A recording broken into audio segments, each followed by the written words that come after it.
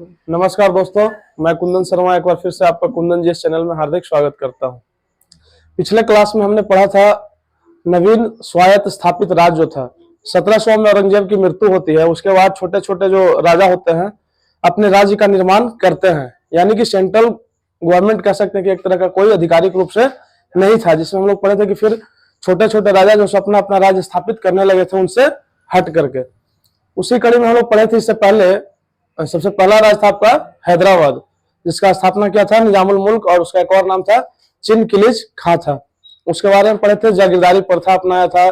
उसके बाद उसने जो है सो हिंदू पूरन चंद को अपना दीवान नियुक्त किया था। सकरखेड़ा का युद्ध लड़ा था 1724 में ही, और इसमें मुगल सूबेदार मुवारिज खां को पराजित किया था। और उसके बाद मुगल बादशाह ने उसे दक्कन का वायसराय नियुक्त कर दिया था और आसफ जाह की उपाधि दी थी। तो एक शॉर्ट में रिवीजन के तौर पे हम लोगों ने देखा हैदराबाद। उसी तरह से हमने बंगाल पढ़ा था। बंगाल का आपको ट्रिक से बताया था कि बंगाल जब हम लोग पहुंचते हैं तो स्टेशन पर बहुत सारे कुली मिलते हैं, तो उसका मुर्शिद कुली खान ने उसका स्थापना किया था। मुर्शिद कुली खां के बाद फिर हम लोग बढ़ते जाते हैं आगे, तो उसमें सुजाउद्दीन आता है। उसके बाद आपका जो लास्ट में अलीवर्दी खां आता है, और उसके बेटा सरफराज को क्या करता है, गिरिया के युद्ध में 1740 में हरा करके बंगाल पे अपना कब्जा कर लेता है। और उसी ने मधुमक्खियों से तुलना की थी यूरोपियों की, कि जब तक वह उन्हें छेड़ा न जाए तो शहद देंगे, और जब छेड़ दिया जाए तो काट काट कर मार डालेंगे। इस तरह से हम लोगों ने बंगाल तक खत्म कर लिया था। आज जो हम लोग आगे पढ़ेंगे नवीन स्थापित स्वायत्त राज्य में, उसमें आपका अवध है।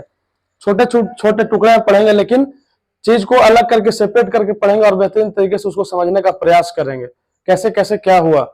तो उसके बाद जो है बंगाल के बाद अवध हम लोग देखते हैं। नेक्स्ट जो है टॉपिक, अवध राज्य का जो स्थापना हुआ किसने किया, तो अवध के संस्थापक था सआदत खां। क्या था? सआदत खां।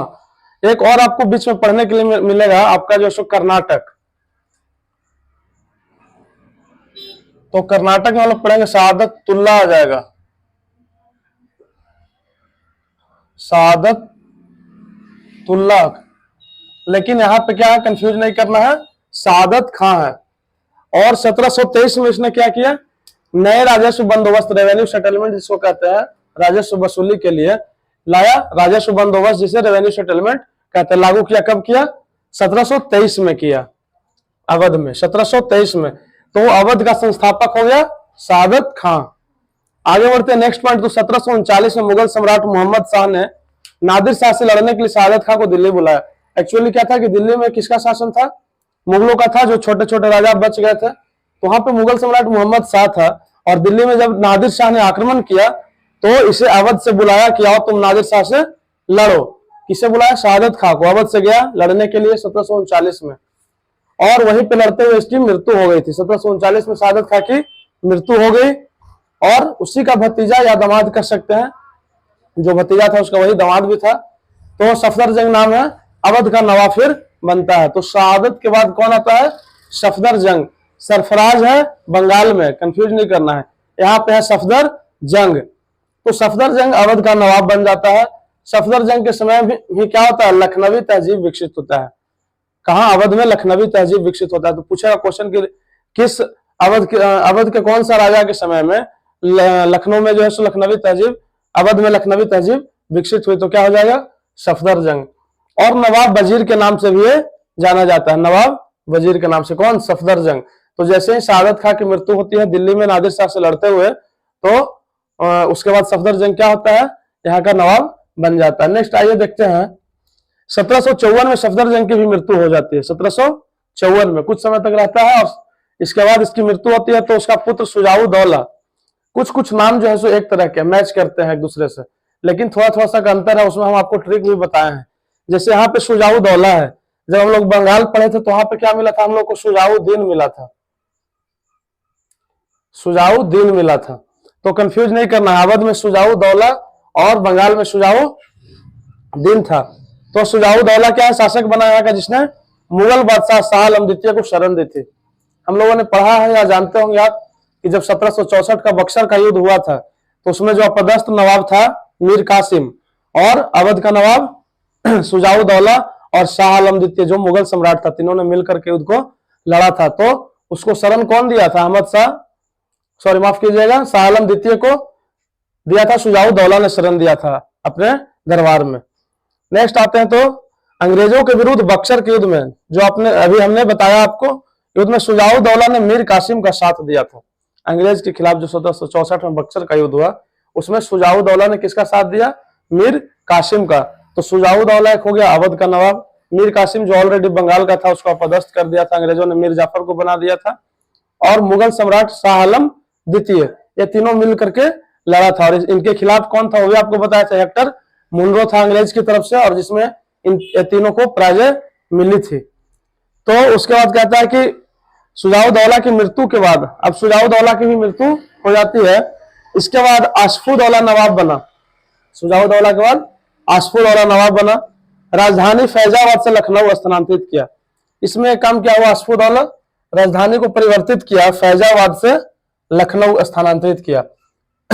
लखनऊ में बड़ा इमामबाड़ा बनवाया।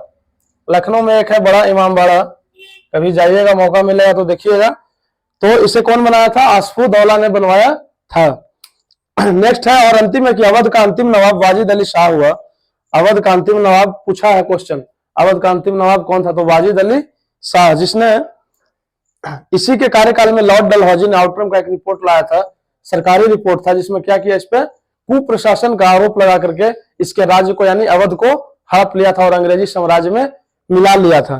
कहता है अवध का अंतिम नवाब वाजिद अली शाह था, इसी के कार्यकाल में लॉर्ड डलहौजी ने आउटरम की रिपोर्ट के आधार पर कुप्रशासन का आरोप लगाकर 1856 में इसे अंग्रेजी साम्राज्य में मिला लिया। तो इस तरह से अवध का स्थापना हुआ और कैसे उसे अंग्रेजों ने अपने साम्राज्य में मिला लिया।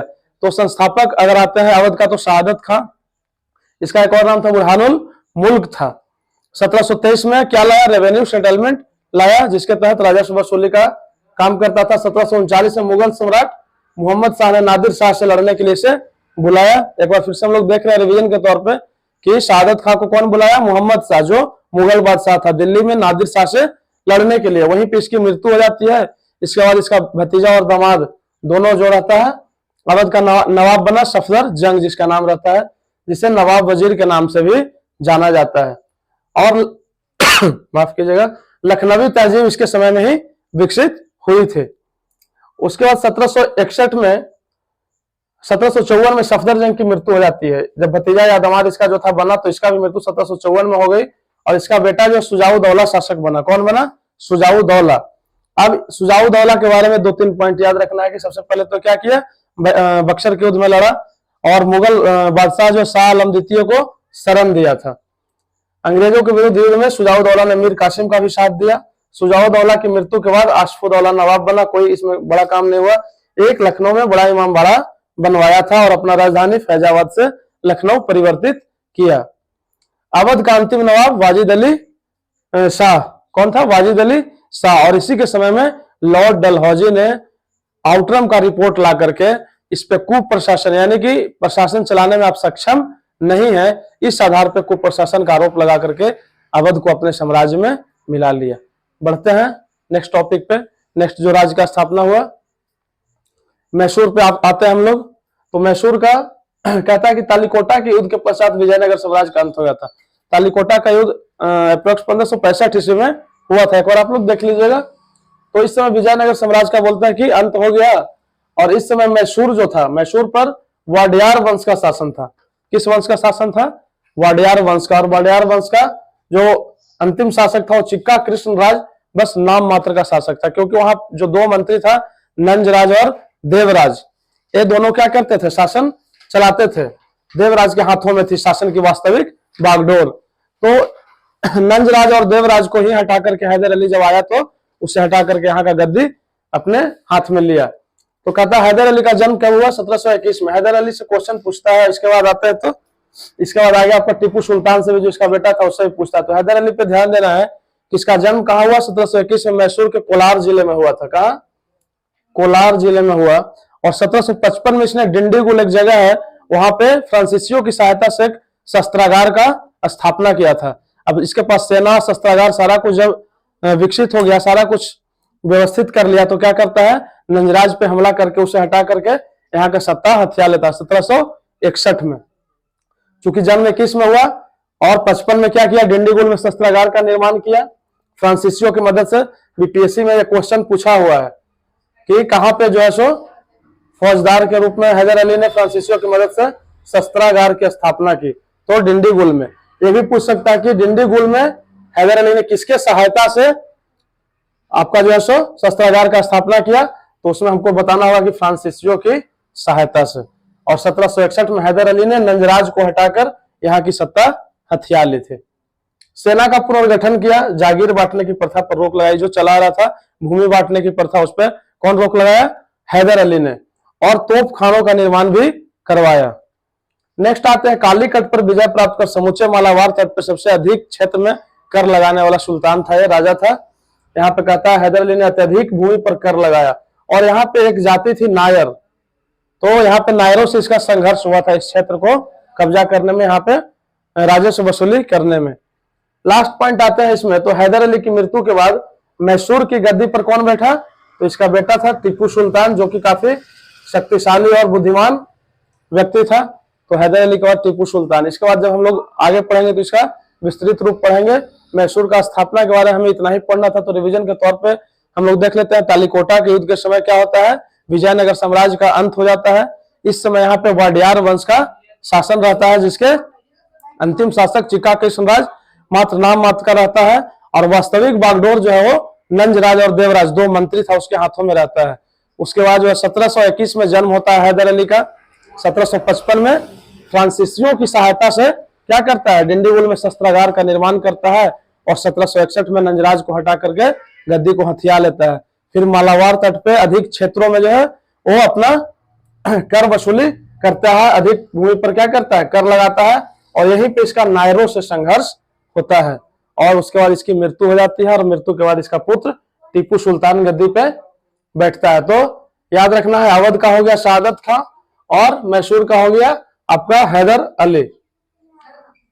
हैदर अली जो मेन इंपॉर्टेंट पॉइंट है इसमें, कौन शरण दिया था मुगल बादशाह शाह आलम द्वितीय को, और इसमें जो है कहां पे अपना शस्त्रागार स्थापित किया, और कौन कौन सा प्रथा लाया, जिसमें तोपखाना का निर्माण कराया, जागीर बांटने की प्रथा बंद किया था, और कालीकट पे अपना कर वसूली किया था अधिक क्षेत्रों में। तो आज की क्लास में इतना ही पे क्लास को ओवर करते हैं।